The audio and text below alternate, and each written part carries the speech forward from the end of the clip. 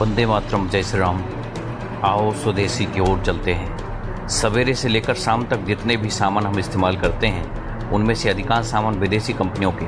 सवेरे सवेरे उठते हैं तो चाय पीते हैं लिप्टन ताजमहल विदेशी कंपनी की, दांत साफ करते हैं तो कॉलगेट, दाढ़ी बनाते हैं तो पोमोलिप। कपिल देव का ऐड देख करके दाढ़ी बनाना है पोमोलिप से।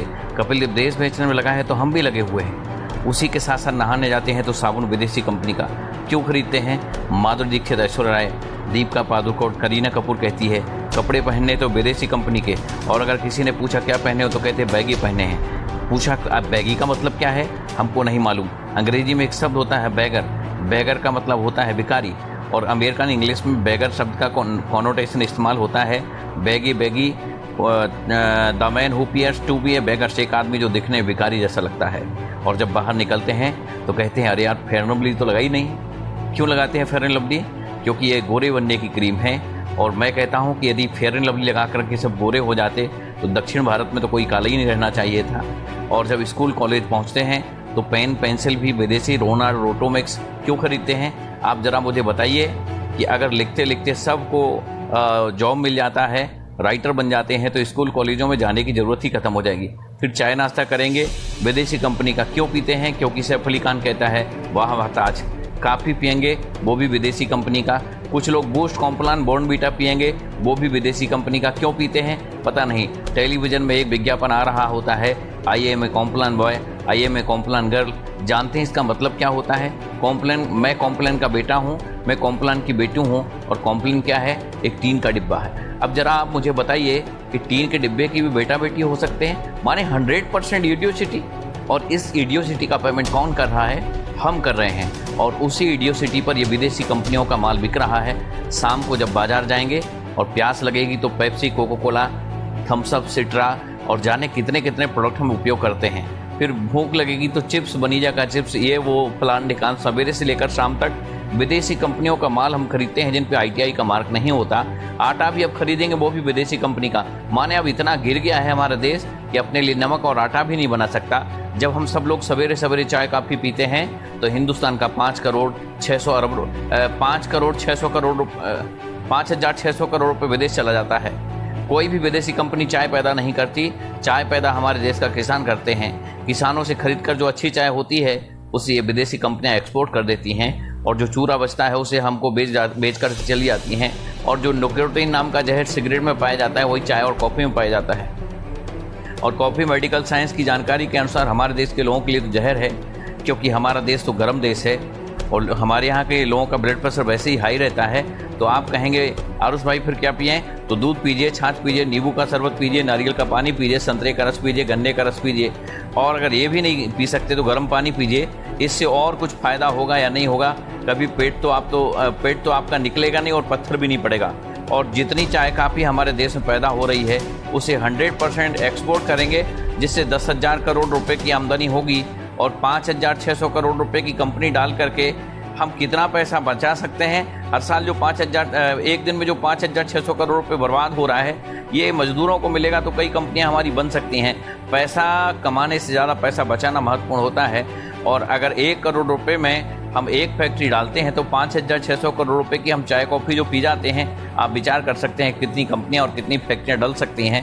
फिर ऐसा ही एक दूसरा छोटा सा सुझाव दे करके जा रहा हूं।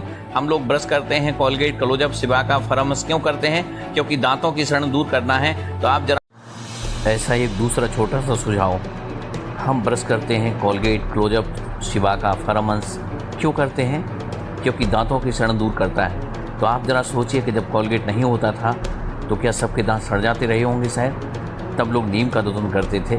अमेरिका और जर्मन में कैंसर की सबसे अच्छी दवा नीम के पेड़ से बनती है, और वहाँ नीम होता ही नहीं है। तो अमेरिका की एक कंपनी ने नीम पर पेटेंट करा लिया, क्योंकि भविष्य में शायद हिंदुस्तान से नीम का पेड़ ले जाना पड़े।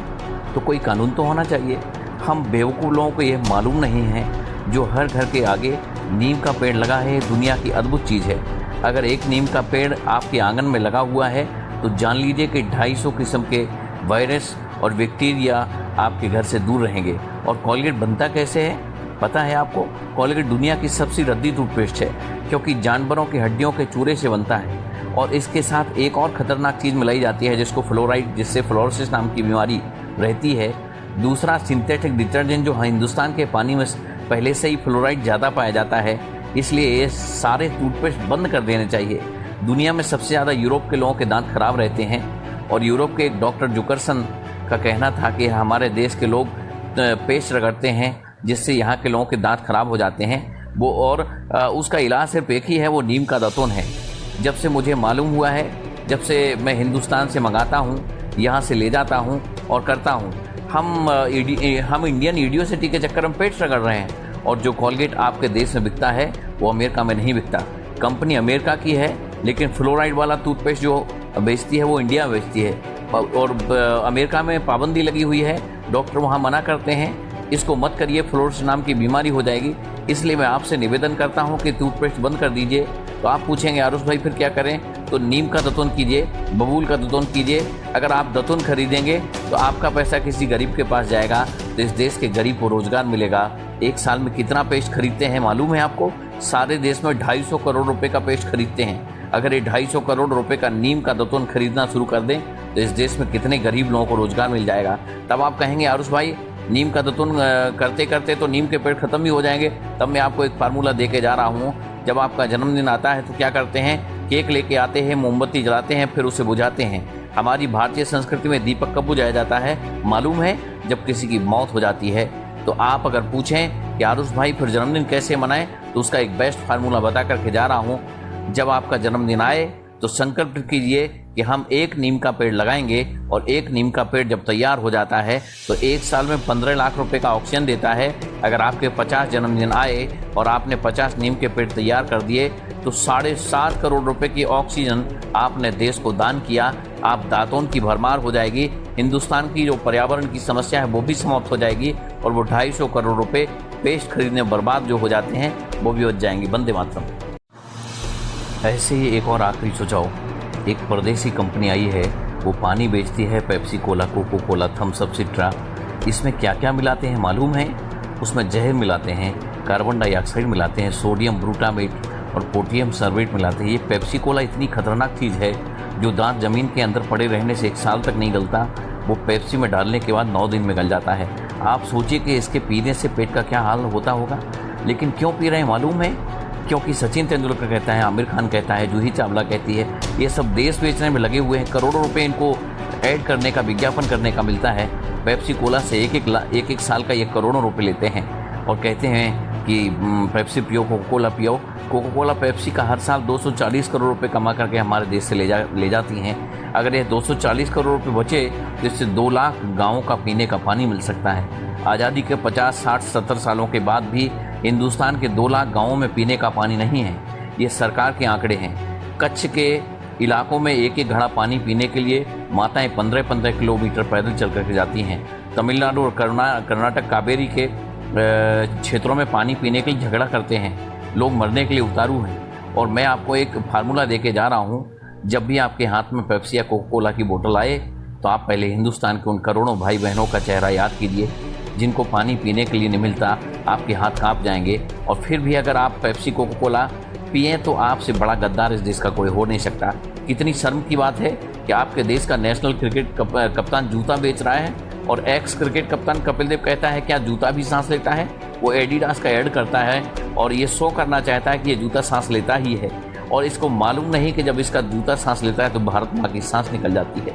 ये विदेशी कंपनियां करोड़ों रुपए कमा कर ले जाती हैं और हिंदुस्तान के लाखों मोची बर्बाद हो गए हैं जिनका जूता नहीं बिकता बाजार में। और एक दूसरी बात बताऊं, ख्याल आएगा कि ये लोग देश के लिए कितना बड़ा धोखा कर रहे हैं। अमेरिका की एक कंपनी है ITC, सिगरेट बनाती है। सिगरेट का विज्ञापन हिंदुस्तान के टेलीविज़न पर नहीं जा सकता, इसका कानून है। तो ये कंपनी क्या करती है कि क्रिकेट की सीरीज स्पॉन्सर करती हैं। बिल्स कप करवाते हैं, पेप्सी कप करवाते हैं, तो इससे बार बार टेलीविज़न पर उनका जौहरात आता रहे। आपने देखा होगा कि विकेट पर बिल्स लिखा रहता है, विकेट पर बिल्स का स्टिकर लगा रहता है, जबकि अंतर्राष्ट्रीय कानून में विकेट प्लेन होना चाहिए। बैट पर भी कोई भी स्टिकर नहीं होना चाहिए, लेकिन बैट पर भी लिखा रहेगा, गेंद पर भी लिखा रहेगा, बाउंड्री पर भी लिखा रहेगा, बिल्स लिखा रहेगा, जिससे जब तक आप क्रिकेट देखें आपको बिल्स ही बिल्स दिखाई देता रहे और अधिक से अधिक आप बिल्स को देख सकें। एक साल में ये कंपनी 90 अरब सिगरेट बनाती है और 500 सिगरेट बनाती है तो एक पेड़ कट जाता है। इसके माने 15 लाख रुपए का ऑक्सीजन का नुकसान हो जाता है। और 90 अरब सिगरेट बनाती है तो एक साल में 1400 पेड़ कटते हैं, जिससे अरबों रुपए का ऑक्सीजन नुकसान होता है हमारे देश का। आप विचार करिए। और जब 90 अरब सिगरेट बनती है तो 40,000 मीट्रिक टन जहरीली गैसें निकलती हैं, जो हमारे देश का पर्यावरण खराब करती हैं। अमेरिका में जब से यह जानकारी हो गई है, तब से वहाँ सिगरेट बनाने वाली कंपनियों पर पाबंदी लगी हुई है। उन्हीं सिगरेट कंपनियों का जोहरात करते करते तो हमारे यहाँ वो जिस थाली में खाते हैं एक क्रिकेटर, उसी थाली में छेद करते हैं। और एक महत्वपूर्ण बात कि क्रिकेट का खेल इस देश में लेकर के कौन आया? अंग्रेज लेकर के आए हैं। हमारे देश में हिंदुस्तानी खेल नहीं था। हिंदुस्तान को बर्बाद करने के लिए ये टेलीविज़न लाया गया और ये खेल लाया गया। और अब जब सारे खेल बंद हो गए हैं, हमारे यहाँ कबड्डी होती थी, खो खो होता था, ये सारे बंद हो गए। इसके बाद बास्केटबॉल आया, फुटबॉल आया, लेकिन हमारे यहाँ ये जोहरात दिखा करके टेलीविज़न का अंधभक्त बना दिया, ताकि कोई भगत सिंह ना बनने पाए, कोई चंद्रशेखर आज़ाद ना बनने पाए।